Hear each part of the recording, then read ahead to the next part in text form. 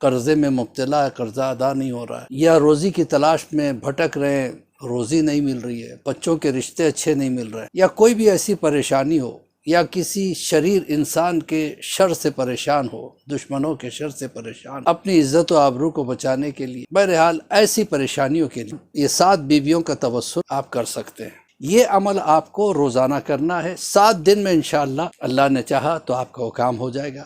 بسم اللہ الرحمن الرحیم۔ رسول اللہ نے فرمایا کہ ان الحسین مصباح الہدی و سفینۃ النجاہ، حسین ہدایت کا چراغ اور نجات کا سفینہ ہے۔ ہدایت چاہیے تو حسین کے پاس آؤ، نجات چاہیے تو حسین کے پاس آؤ، دنیا چاہیے تو حسین کے پاس آؤ، آخرت چاہیے تو حسین کے پاس آؤ۔ اور حسین دینے والے کا نام ہے، لینے والے کا نام نہیں ہے۔ اگر ہم حسین کے لیے کچھ کرتے ہیں تو حسین ہمیں فراموش نہیں کرتے۔ ایران کا ایک بہت بڑا مالدار انسان تھا، بہت امیر آدمی تھا، اور وہ امام حسین کا بڑا چاہنے والا تھا۔ اس کے پاس جو بھی جاتا، اکثر و بیشتر نوجوان بچے جو مجلسیں کرایا کرتے تھے، عشرے کرایا کرتے تھے، یا تبرک کرایا کرتے تھے، یا سبیل لگایا کرتے تھے، یا امام حسین کے نام سے کچھ ایکٹیویٹیز کرتے تھے، تو ڈونیشن کے لیے اس آدمی کے پاس جاتے تھے اور کہتے تھے مولا کے نام پہ ہم یہ کام کرنا چاہتے ہیں، اس میں کچھ خرچہ ہے، آپ کتنا کریں گے؟ تو وہ بلینک چیک بک ہاتھ میں رکھ دیتا تھا، پین دے دیتا تھا، کہا تم فل اپ کرو، میں سائن کر دوں گا۔ کہ نہیں، آپ دیکھیں تو صحیح یہ حساب کا، مجھے کوئی حساب نہیں دیکھنا ہے، حسین کے نام پہ جتنا تم چاہتے ہو لکھ لو، میں سوال نہیں کروں گا۔ اتنا کیوں؟ اتنا اسے کہتے ہیں محبت امام حسین علیہ السلام۔ اور وہ جب وہ آدمی مر گیا، کچھ عرصے کے بعد ایک عالم دین نے دیکھا کہ جنت کے سامنے، جنت کے دروازے کے پاس لائن لگی ہوئی ہے، ایک ایک آدمی کی فائل امام حسین چیک کر رہے اور اس کو پاس کر رہے ہیں، کہ ٹھیک ہے اسے اندر لے جاؤ، فرشتے اسے جنت میں لے جاتے، ٹھیک ہے اسے بھی اندر لے جاؤ، فرشتے اسے جنت میں لے جاتے، ایک ایک آدمی کی فائل۔ تو جب دیکھا کہ اس آدمی کا نمبر آیا تو فرشتوں نے اس کی فائل پیش کی، امام حسین نے بغیر کھولے کے فائل کو کہا اسے تو پہلے لے جاؤ اندر۔ فرشتوں نے کہا اس کے اعمال تو دیکھ لیں، اس نے کیا کیا کیا ہے۔ تو امام حسین نے مسکرا کے کہا جو شخص میری عزاداری کے لیے، میرے کاموں کے لیے بلینک چیک دے سکتا ہے بغیر دیکھے کہ کتنا پیسے کی ضرورت ہے، میں ایسے کی فائل دیکھوں گا، اس کو لے کے جاؤ، جنت تو ایسے آدمی کے لیے ہے۔ تو عزیزان، حسین کسی کا احسان نہیں رکھتے، لہٰذا جب بھی حسین کی مجلس کرو تو دل سے کرنا، حسین پہ جو خرچہ کرو تو دل سے کرنا۔ یقین مانیے آپ کا 1 روپیہ لاکھوں روپیوں کے ویلیو میں آپ کو امام حسین لوٹائیں گے، آپ سمجھ نہیں سکتے۔ وہ ہو سکتا ہے ان ٹرمز آف منی آپ کو ملے، ان ٹرمز آف شہرت آپ کو ملے، ان ٹرمز آف ہیلتھ آپ کو ملے، یا کوئی بھی چیز، لیکن حسین کسی کا رکھتے نہیں، حسین برابر لوٹاتے ہیں اور بہتر سے بہتر طریقے سے اس کو دیتے ہیں۔ تو عزیزان محترم، یہ تھا امام حسین کی مجلس کا، جو یہ میں بیان کرتا جا رہا ہوں، ہر مجلس میں امام حسین کی مجلس کے ویلیوز کیا ہے۔ ورنہ ہماری موضوع گفتگو جو ہے وہ یہ ہے کہ کربلا تاریخ کے آئینے میں، تو ہم یہاں تک پہنچے تھے کہ کس طریقے سے حسد کی آگ نے بنی امیہ کو بنی ہاشم کا دشمن بنایا۔ پھر بنی امیہ ہر جگہ یہ چاہتے تھے کسی نہ کسی طریقے سے رسالت کا کام رک جائے، کیونکہ ان کے گمان میں یہ تھا کہ رسالت محمد عربی کو ملنا بنی ہاشم کی فتح ہے، بنی امیہ کی ہار ہے۔ یہ ہار اور فتح کے چکر میں لگے ہوئے تھے، یہ نہیں سوچ رہے تھے کہ رسول برحق ہیں، ان کو جو فضیلتیں ملی ہے یہ اللہ کی طرف سے ہے۔ اگر ایسا سوچتے تو پھر بغض کیسا، پھر دشمنی کیسی؟ ہر جگہ کوشش کی گئی، یہاں تک کہ خطرناک قسم کے غنڈوں کو بلایا گیا۔ ایک مرتبہ واقعہ ہے، ایک غنڈے کو بھیجا کہ رسول اگر کسی سے تبلیغ کی بات کرنا چاہے تو بات کرنے مت دینا۔ اس سے جس پہلے دعوت ذوالعشیرہ میں جب رسول اللہ نے آواز دی کون میرا ناصر ہوگا، تو اس وقت مولا کائنات نے کہا انا ناصر یا رسول اللہ، میں آپ کا ناصر ہوں۔ علی کی عمر اس وقت 9 یا 10 سال کی۔ رسول اللہ جب تبلیغ کے لیے چلے اسی دن سے علی پیچھے پیچھے چلے۔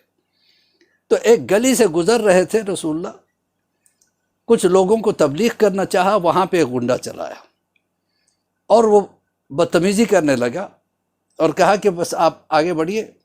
وہ آدمیوں کو بھی دھمکانے لگا جو سن رہے تھے اور رسول کو بھی دھمکانے لگا۔ اس وقت ابو طالب کا یہ ننھا سا لال علی ابن ابی طالب سامنے آ گیا، کہا کہ خبردار فوراً رسول اللہ کے راستے سے ہٹ جا ورنہ۔ کہ ورنہ کیا ہے؟ وہ پہلوان قسم کا آدمی تھا، اس نے سوچا ہے بچہ ہے یہ کیا کرے، کہ ورنہ کیا کرو گے؟ تو بچپنے کی ادا ایک ہوتی ہے، تاریخ ہماری جانے نثار مولا کی صدا۔ بچے کیا کرتے ہیں، کھجور کھاتے ہیں تو گھٹلیاں جیب میں رکھ لیتے ہیں۔ تو اس وقت جیسے اس نے چاہا آگے بڑھ کے علی پہ حملہ کرے اور اس نے تلوار نکالی اور حملہ بھی کر دیا، مولا کائنات نے اپنے آپ کو بچایا، اپنے جیب میں ہاتھ ڈالا، کھجور کی گھٹلی نکلی، تاک کے اس کے سینے پہ مارا۔ تاریخ بتاتی ہے کہ سینے پہ گھٹلی کا لگنا تھا ایسے نکلی جیسے کوئی گولی نکلتی ہو، پھسلی کی ہڈیوں کو توڑتی ہوئی سوراخ کرتی ہوئی پیچھے کی جانب سے نکل گئی۔ لوگ دیکھنے والے حیران رہ گئے۔ رسول اللہ نے مسکرا کے کہا حیرت مت کرنا، یہ ید اللہ ہے، ایک صلوات پڑھے ور محمد و آل محمد۔ تو بہرحال اس طرح سے علی کی دشمنی لوگ دلوں میں لیے ہوئے تھے۔ مشرکین عرب ابو طالب کے دشمن اس لیے ہوئے کہ رسول اللہ کی حفاظت کی، علی کے دشمن اس لیے ہوئے کہ رسول اللہ کی حفاظت کی۔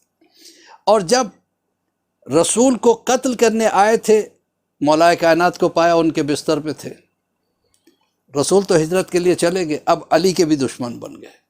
لیکن ابو طالب کے لال میں وہ دبدبا تھا، وہ روب تھا کہ سامنے آنے کی ہمت نہیں کر سکتے تھے۔ اب جب یہ نکل کے مدینے چلے گئے، اب ابو جہل نے سب سے پہلی جو جنگ ہوئی ہے نا، جنگ بدر ہے، 1000 کا لشکر تیار کیا۔ ابو سفیان سے پہلے جو ہے نا ابو جہل قریش کا سردار تھا، ابو جہل کے بعد ابو سفیان سردار بنا۔ ابو جہل لشکر کو لے کے چلا، 1000 کا لشکر، اور ادھر یہ حالت تھی رسول اللہ کے پاس 313 افراد تھے، اور صرف 70 اونٹ تھے جس پہ لوگ باری باری بیٹھ کے سوار ہو کے میدان بدر میں آئے تھے، اور ایک اونٹ پہ کبھی رسول بیٹھتے تو کبھی علی بیٹھتے، باری باری۔ یعنی اتنے اونٹ بھی نہیں تھے، صرف 2 گھوڑے تھے اور 70 اونٹ تھے، اور دشمن کے پاس 400 اونٹ تھے، باقی کے سب گھوڑے تھے، اور سب کے پاس تلواریں تھیں۔ بدر میں تلواریں بھی سب کے پاس نہیں تھیں، لمیٹڈ چند تلواریں تھیں۔ تو اب سوچیے آپ، صرف 2 گھوڑے، 70 اونٹ، چند تلواریں، اور آدمی گنے چنے 313۔ جب ابو جہل نے اس رسول اللہ کے لشکر کو دیکھا تو طنزیہ ایک جملہ کہا، یہ تو ایک نوالے کے ہیں، ہمیں لڑنے کی بھی ضرورت نہیں ہے، ہم اپنے غلاموں کو بھیج ڈالیں گے، ہم مالیوں کو جو سامان ہمارے اٹھاتے تھے ان کو بھیج دیں گے تو مار کے آ جائیں گے، ہمیں لڑنے کی بھی ضرورت نہیں۔ بڑا اطمینان اپنے اندر محسوس کر رہا تھا ابو جہل کہ ہمارے پاس 1000 کا لشکر ہے، ہم سے کون ٹکرائے گا۔ دیکھیے اللہ کو غرور پسند نہیں، چاہے کوئی بھی کسی بھی حالت پہ غرور کرے۔ اگر کوئی جوانی پہ غرور کرے تو یہ جوانی بھی رکنے والی نہیں ہے، کوئی دولت پہ غرور کرے تو یہ دولت ٹھہرنے والی نہیں ہے، کوئی اپنے شہرت پہ غرور کرے تو شہرت بھی سدا کسی کا ساتھ نہیں دیتی، کوئی صحت پہ غرور کرے صحت بھی سدا ساتھ نہیں دیتی۔ ادھر تو مغرور تھا اور ادھر رسول اللہ کے جو ساتھی تھے انہوں نے جب دیکھا کہ 1000 کا لشکر، سب کے پاس ہتھیار، سب کے پاس زرے، سب کے پاس قود، سب کے پاس نیزے، تیر، کمان، سب کچھ ہے، ہمارے پاس کچھ نہیں ہے، تو ایک مرتبہ تھوڑا سا گھبرائے۔ رسول اللہ نے خطبہ دیا، گھبرانا نہیں، اللہ ہمارے ساتھ ہے۔ جب اللہ ساتھ ہوتا ہے تو کوئی فرق نہیں پڑتا سامنے والا کتنا طاقتور ہے، سامنے والا کتنا بڑا ہے، کچھ نہیں کر سکتا جب تک اللہ نہ چاہے۔ اب ادھر یہ ہوا کہ شیطان جو ہے نا ان کے سامنے آئے، مکے کے ایک مشہور شخص کے جو ہے نا سرقہ، جس کا نام تھا سرقہ بن مالک۔ سرقہ بن مالک ایک بہت بڑے قبیلے کا سردار تھا، اس کی شکل میں شیطان آیا، آ کے اس نے کہا کہ دیکھو میرے ساتھ کتنا بڑا لشکر آیا۔ دیکھا تو شیطان کے وہ سارے چیلے آئے تھے، سب کے ہاتھوں میں تیر، تلوار، نیزے، اور جب دیکھا تو سرقہ سے پوچھا، ابو جہل نے اتنا بڑا لشکر تم نے پیدا کر لیا؟ ہاں بالکل، بے فکر رہنا، ایک ہی حملے میں ختم کر دینا، ہم تمہارے ساتھ ہیں۔ جب رسول اللہ کو اس بات کی خبر ہوئی تو رسول اللہ نے دعا کیا، پروردگار میرے پاس صرف 313 ہے، اور یہی اس وقت تیرے چاہنے والے، تیرے ماننے والے، اگر یہ مر گئے پروردگار تو اس وقت تیرا ماننے والا کون رہ جائے گا؟ تو میری مدد کرنا۔ یہ دعا کی، اور اس کے بعد مولا کائنات کی طرف دیکھا، کہا پانی کتنا ہے؟ کہا پانی بہت کم ہے، اور ہمارا لشکر اس وقت پیاسا بھی ہے، رات کا وقت ہو گیا ہے، پانی نہیں ہے۔ کہا چاہے بدر پہ جاؤ۔ بہت سرد ہوا چل رہی تھی، اندھیری رات تھی، کون جائے گا چاہے بدر پہ؟ کوئی تیار نہیں ہوا سوائے مولا کائنات علی ابن ابی طالب کے۔ کہا میں جا کے لے آؤں گا۔ کہا جاؤ علی۔ وہاں جا کے دیکھا تو ڈول بھی نہیں تھا، تو مولا کنویں میں اترے، مشکیزے کو بھرا، اور اس کے بعد باہر نکلی۔ مولا آ رہے تھے، راستے میں ایک سرد ہوا کا اتنا تیز جھونکا آیا کہ مشکیزہ ہاتھ سے چھوٹا، زمین پہ گرا، پانی بہہ گیا۔ مولا دوبارہ گئے، پھر دوبارہ پانی کو بھر کے آ رہے تھے، پھر تیز ہوا کا جھونکا آیا، مشکیزہ گرا، پانی بہہ گیا۔ تیسری مرتبہ پھر یہی ہوا۔ اس کے بعد پھر مولا جو ہے نا پانی لے کے قیام رسول پہ پہنچے۔ رسول اللہ نے کہا یا علی اتنی دیر کیسے ہوئی؟ کہا کہ اتنا تیز ہوا کا جھونکا تھا، اندھیری رات تھی، میرے ہاتھ سے مشکیزہ چھوٹا، بہت تیز ہوا تھی۔ تو مسکرا کے رسول اللہ نے کہا کہ یا علی آپ جانتے ہو کیا تھا؟ کہ آپ بہتر جانتے ہیں، آپ بتائیں۔ مولا جانتے تھے، یہ نہیں کہا میں نہیں جانتا ہوں، کہ آپ بہتر بتا سکتے ہیں، آپ بتائیں۔ کہا کہ پہلی مرتبہ جو تم نے دیکھا وہ جبرائیل 1000 فرشتوں کے ساتھ آپ کو سلام کرنے آئے تھے، ہر فرشتہ چاہتا تھا کہ آپ کی قدم بوسی کرے، جھک کے سلام کرتا، آپ کی قدم بوسی کرتا، اس میں آپ کا توازن بگڑا اور آپ کے ہاتھ سے جو ہے نا مشکیزہ گرا۔ دوسری مرتبہ اسرافیل آئے تھے، تیسری مرتبہ میکائیل آئے تھے، 1000 کے لشکر کے ساتھ۔ یا علی یہ لشکر وہ ہے جس کے سر پہ، ہر ایک کے سر پہ سفید امامہ ہے اور سفید گھوڑوں پہ سوار ہے، یہ آپ کو سلام کر کے، آپ کی قدم بوسی کر کے جا رہے تھے، کیونکہ آپ ساقی بدر ہیں۔ مولا کائنات مسکرا کے خاموش ہو گئے۔ دیکھیے بدر کے بھی عجیب و غریب حالات ہوئے۔ ایک تو شیطان کا سب سے پہلے اپنے لشکر کو لانا اور مسلمانوں کو ڈرانے کی کوشش کرنا، دوسرے یہ کہ مسلمانوں کا لشکر چھوٹا، کافروں کا لشکر بڑا، تیسرے یہ کہ مسلمانوں کے پاس نہ گھوڑے وغیرہ زیادہ تھے نہ تلواریں، کافروں کے پاس سب کچھ موجود تھا، چوتھے یہ کہ چاہے بدر ادھر تھا ادھر نہیں تھا، ادھر بھوک و پیاس تھی، تو اللہ نے بارش برسا دی۔ اچھا دوسری بات کیا ہے، جو رسول کا جہاں لشکر تھا وہاں کی زمین نرم تھی، تو نرم زمین کی وجہ سے یہ لوگ کہنے لگے اگر لشکر ہماری طرف آ گیا تو ہم لڑ نہیں پائیں گے، کیونکہ ہمارے پاس گھوڑے اور اونٹ زیادہ نہیں ہیں، اور اس نرم زمین پہ ہمارے پیر پھنستے جا رہے ہیں۔ تو اللہ نے بارش برسائی۔ بارش رسول کے لشکر پہ دھیمے دھیمے پڑی، کافروں کے لشکر پہ تیز پڑی، جس کی وجہ سے ادھر اتنا جو ہے نا پانی کی وجہ سے زمین بہت زیادہ پھسلنے لگی، کیچڑ بھر گیا۔ اب وہ لوگ پریشان ہو گئے، یہاں کم پڑنے کی وجہ سے زمین سخت ہو گئی، یہ لوگ اپنے پیروں پہ مضبوطی سے کھڑے ہونے لگے۔ اب اس کے بعد جب دوسرا دن نمودار ہوا، اور اس کے بعد یہ ہوا کہ رسول اللہ نے کہا دیکھو تمہارا تعلق بھی مکے سے، میرا تعلق بھی مکے سے، میں تم پہ تلوار چلانا نہیں چاہتا، تم میں بہت سے ایسے ہیں جو ہمارے قبیلے کے قریبی ہے، کچھ ہمارے قبیلوں سے بھی ہے، لہٰذا میں تم پہ تلوار چلانا نہیں چاہتا، لہٰذا تم واپس چلے جاؤ۔ اب یہ باتیں جب اتباء نے سنی تو اتباء نے کہا کہ صحیح کہہ رہی ہے، میں دیکھ رہا ہوں ان کے باتوں میں اتنا کانفیڈنس ہے، اتنا یقین ہے رسول کو، محمد عربی کو، کہ شاید کچھ ہونے والا ہے، لہٰذا ہم واپس چلتے ہیں، جو کچھ نقصان ہوا ہے اتنا لمبا سفر کرنے کے بعد وہ میں دینے کے لیے تیار ہوں۔ ابو جہل کو غصہ آیا، اس نے کہا کہ تو بنی ہاشم سے ڈر گیا، جس کی وجہ سے ایسی باتیں کر رہا ہے، تو بزدل ہو گیا۔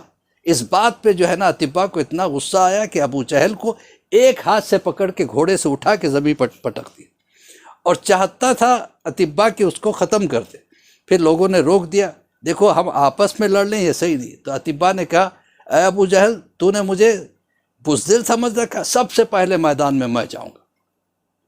ادھر اتباء گیا، اس کے ساتھ اور 2 ساتھی گئے، ادھر سے رسول اللہ نے 3 لوگوں کو بھیجا۔ جیسے وہ قریب میں آئے، اتباء نے پوچھا تمہارا حسب اور نسب کیا ہے؟ دیکھیے حسب الگ شے ہے، نسب الگ چیز ہے۔ نسب کیا ہے؟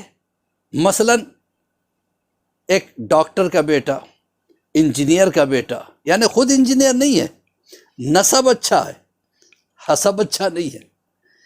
حسب کیا ہے؟ خود ڈاکٹر ہے، خود انجینئر ہے۔ تو عربوں میں ایک چیز تھی، وہ لوگ حسب اور نسب دیکھ کے جنگ بھی کرتے تھے، کہتے تھے کہ جنگ بھی برابری والی سے ہونی چاہیے۔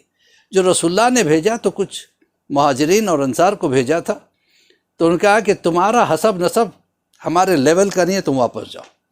پھر اس کے بعد رسول اللہ نے پھر 3 اشخاص کو بھیجا، ایک مولا علی تھے اور 2 اور بھی تھے۔ بہرحال یہ آنے کے بعد اب اس کے بعد جنگ ہوئی، تو مولا کائنات نے اتباء کو ایسی تلوار ماری جو بغل سے ہوتی ہوئی نکلی اور اس کے جسم کے ٹھیک 2 حصے ہو گئے۔ اتباء کے مرنے کے بعد پھر جب لشکر نے حملہ کیا، اچانک 1000 کا لشکر 313 پہ حملہ کیا، تو اب جو ادھر کے راوی ہے انہوں نے کہنا شروع کیا ہم نے دیکھا کہ آسمان سے کچھ گھوڑے اترنے لگے، سفید سفید گھوڑے، جس پہ سفید سفید جو ہے نا لباس پہنے ہوئے، سفید امامہ پہنے ہوئے کچھ سپاہی اتر رہے اور ہم پہ حملہ کر رہے تھے، اور وہ اتنے طاقتور تھے کہ ہم حملے کا جواب نہیں دے پا رہے تھے۔ نتیجہ یہ ہوا تھوڑی دیر میں ادھر مولا نے جو ہے نا حملہ کرنا شروع کیا، جعفر طیار نے حملہ کرنا شروع کیا، ہاشمی پہلوانوں نے ایک طرف سے حملہ کرنا شروع کیا۔ تو دیکھتے دیکھتے یہ 1000 کا لشکر جو بھاگا ہے، سب سے پہلے سرقہ بھاگا، جو شیطان تھا سرقہ کی شکل میں آیا تھا، وہ بھاگا اور کہا چلو بھاگو اپنی جانوں کو بچاؤ، کیونکہ شیطان نے جبرائیل کو دیکھ لیا تھا اپنے لشکر کے ساتھ اتر رہے تھے۔ اب شیطان کی ہمت نہیں ہوئی کہ جبرائیل کے مقابلے میں شیطانوں کا لشکر لے کے آیا۔ جبرائیل نے شیطان کو دوڑانا شروع کیا، تو شیطان بار بار کہتا جاتا تھا جبرائیل الامان دیکھو مجھ پہ حملہ نہیں کرنا، اس لیے کہ اللہ نے مجھے چھوٹ دی ہے قیامت تک، یہ کہہ کے وہ ایک دریا میں چھلانگ لگا دیا اور اپنے آپ کو چھپا لیا، جبرائیل وہاں سے پلٹے۔ تو بہرحال اس طرح سے بدر میں کافر ہار گئے، اور واپس جب مکہ پہنچے تو لوگوں نے کہا کہ سرقہ کی وجہ سے ہم بھاگ کے آ گئے۔ جب سرقہ کو پتہ چلا تو اس نے آ کے قسمیں کھانی شروع کی، مجھے تو پتہ ہی نہیں، میں تو آیا ہی نہیں تھا، میں تو مکہ میں بیٹھا ہوا، تو میرے گھر والوں سے پوچھو، میں تو ہلا بھی نہیں۔ بعد میں جب یہ لوگ مسلمان ہوئے تو تب پتہ چلا کہ وہ شیطان کی چال تھی، شیطان سرقہ کے شکل میں آیا تھا۔ بہرحال عزیزان محترم، اس طرح جب مولا کائنات نے بدر میں جو رجز پڑھا ہے، اپنی آپ کی پہچان بتائیے، تو سب سے پہلا جملہ یہی تھا، میں ابو طالب کا لال ہوں، میں سردار کا بیٹا سردار ہوں، میں شیر کا بیٹا شیر ہوں، اور میں اس سے ہوں جس کو ہاشم کہا جاتا ہے۔ اس کی سخاوت ایسی تھی کہ جس وقت قحط پڑا تھا تو اس بندے نے سب کو کھانا کھلایا تھا، تو مولا کائنات نے خاندانی اخلاق کو پیش کیا تھا، خاندانی بہادری کو پیش کیا تھا، خاندانی سخاوت کو پیش کیا تھا۔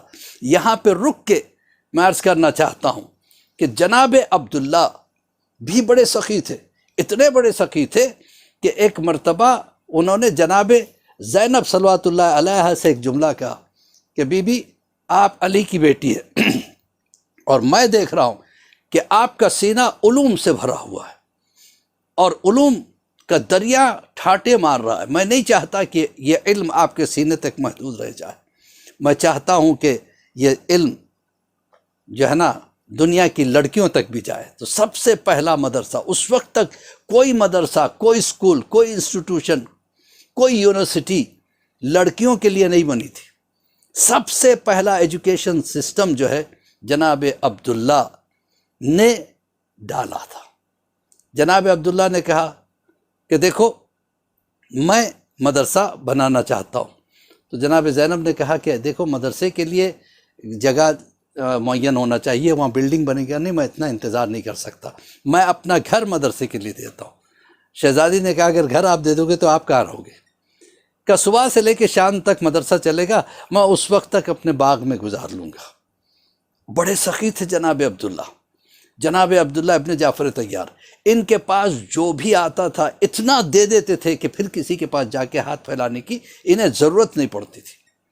جناب عبداللہ اتنے بڑے سخی کہ ان کا لقب جواد پڑا تھا۔ آپ سوچیں کہ کیا عالم رہا ہوگا ان کی شخصیت کا۔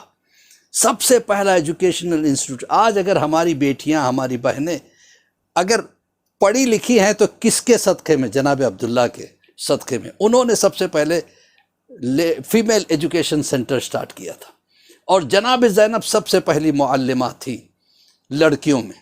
بہرحال اذان محترم، تو جناب عبداللہ کی بات ہو رہی تھی، تو جب ایک مرتبہ یہ اپنے باغ میں بیٹھے ہوئے تھے، دیکھا کہ سامنے کے باغ میں ایک مزدور کام کر رہا ہے، سر سے لے کر پیر تک پسینے میں شرابور ہے۔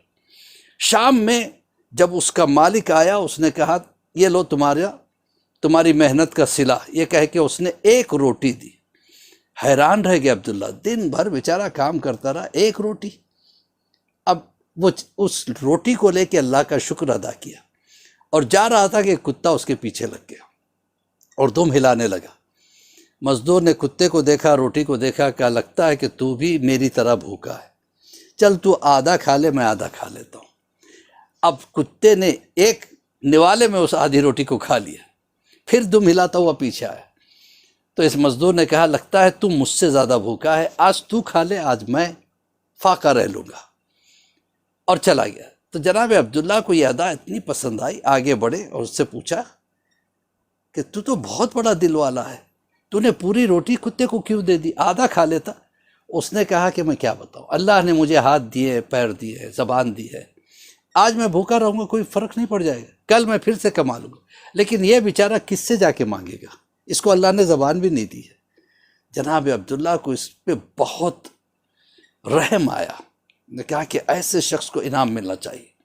اس باغ کے مالک کے پاس گیا جس کے پاس یہ نوکر تھا، کہا کہ باغ بیچتا ہے؟ کہا بیچ دوں گا۔ کتنا؟ کہا اتنا۔ جتنا کہا اس کا ڈبل پیسہ دیا۔ کہا اتنا زیادہ کیوں؟ کہا یہ تو تیرے باغ کی قیمت، اس سے جو زائد قیمت ہے، یہ اس بات کو راز رکھنے کی، اس مزدور کو نہ بتانا کہ یہ پیسے میں نے دیے اور یہ باغ اس کے نام پہ کر دے۔ یہ تھے جناب عبداللہ۔ عزیزان محترم، جیسے کہ ہر مجلس میں میں ایک تحفہ دیتا چلا آ رہا ہوں، آج بھی آپ حضرات کو ایک تحفہ دینا چاہتا ہوں۔ یہ پینڈیمک دور میں ہر انسان مالی حالات سے پریشان ہے، یا نوکری یا بزنس اس چیز سے پریشان ہے، یا پھر بچوں کے رشتوں سے پریشان ہے۔ اگر بیٹا ہے، خواہش ہے کہ اچھی بہو گھر پہ آ جائے، اور بیٹی ہے، خواہش ہے کہ اچھا داماد مل جائے۔ تو رشتوں کے لیے، بچوں کے رشتوں کے لیے، بچوں کی نوکری کے لیے یا خود اگر کسی کی شادی نہیں ہو رہی تو خود اپنے رشتے کے لیے، یا کاروبار صحیح نہیں چل رہا ہے تو اس کاروبار کی برکت کے لیے، نوکری نہیں ہے تو پھر روزگار کی تلاش کے لیے، اگر بچے نافرمان ہیں تو ان کی فرما برداری کے لیے، یا بیمار ہیں ہم یا ہمارے کوئی عزیز و اقربا تو ان کی صحتیابی کے لیے، حتیٰ کہ امام کے ظہور میں تعجیل کے لیے دعا کرنے کے لیے کوئی بھی انسان اپنی خواہش رکھتا ہو، جائز خواہش کے لیے ایک بہترین عمل جو ہمیں ملا ہے معتبر علماء سے، معتبر عرفاء سے، معتبر عاملین حضرات سے، وہ ایک عمل ہے جو میں آپ کے سامنے پیش کرنا چاہتا ہوں۔ وہ 7 بیویوں کا عمل ہے۔